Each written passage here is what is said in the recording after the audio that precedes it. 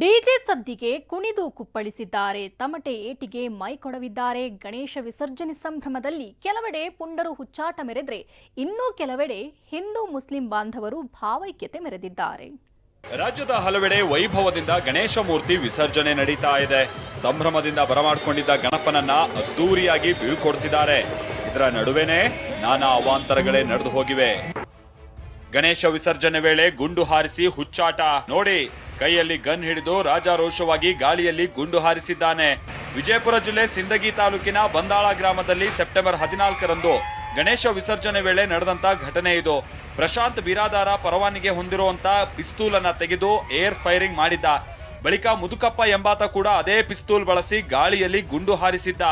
Video viral ಆಗ್ತಾ ಇದ್ದ ಹಾಗೆ ಸಿಂದಗಿ ಪೊಲೀಸರು ಇಬ್ಬರನ್ನು ಬಂಧಿಸಿ ಕೇಸ್ ಜಡಿದಿದ್ದಾರೆ. ನಾಗಮಂಗಲ ಗಲಭೆ 2.66 ಕೋಟಿ ಆಸ್ತಿ ನಾಶ.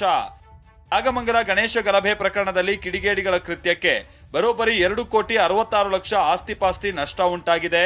ನಷ್ಟದ ಮೌಲ್ಯಮಾಪನ ಮಾಡಿ ಜಿಲ್ಲಾಡಳಿತ ಸರ್ಕಾರಕ್ಕೆ ವರದಿ ಸಲ್ಲಿಸಿದೆ. ಕಟ್ಟಡಕ್ಕೆ ಹಾನಿ ಆಗಿರುವಂಥದ್ದು 1,47 ಲಕ್ಷ ಕಟ್ಟಡಕ್ಕೆ ಹಾನಿ ಆಗಿರುವಂಥದ್ದು. ಕಟ್ಟಡದ ಒಳಗಿದ್ದ ಸಾಮಗ್ರಿಗಳಿಗೆ ನಾವು ಆಗಿರುವಂಥದ್ದು 1,18 ಲಕ್ಷ.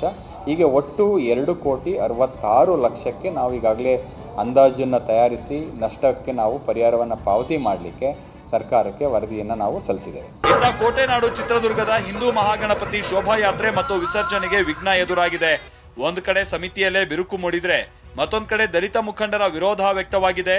ದಲಿತ ಸಮುದಾಯದವರ ಮೇಲೆ ದೌರ್ಜನ್ಯ ನಡೆದಾಗ ಹಿಂದೂ ಸಂಘಟನೆ ಖಂಡಿಸಿಲ್ಲ. ಹೀಗಾಗಿ ಶೋಭಾಯಾತ್ರೆಯಲ್ಲಿ ಭಾಗಿ ಆಗಬಾರ್ದು ಅಂತ ಕೆಲವರು ಕರೆ ಕೊಟ್ಟಿದ್ದಾರೆ.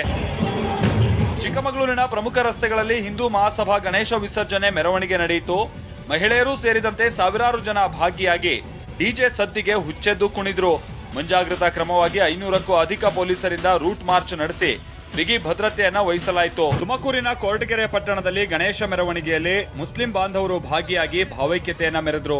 ಗದಗ ಜಿಲ್ಲೆ ಮುಂಡರಗಿ ತಾಲೂಕಿನ ಕಲಕೇರಿ ಗ್ರಾಮದಲ್ಲೂ ಹಿಂದೂ ಮುಸ್ಲಿಂ ಯುವಕರು ಭಾವೈಕ್ಯತೆಯಿಂದ ಗಣೇಶನ ಮೆರವಣಿಗೆ ಮಾಡಿ ಟಿಪ್ಪು ಹಾಡಿಗೆ ಗಣೇಶನ ಮುಂದೆ ಕುಣಿದು ಕುಪ್ಪಳಿಸಿದ್ರು.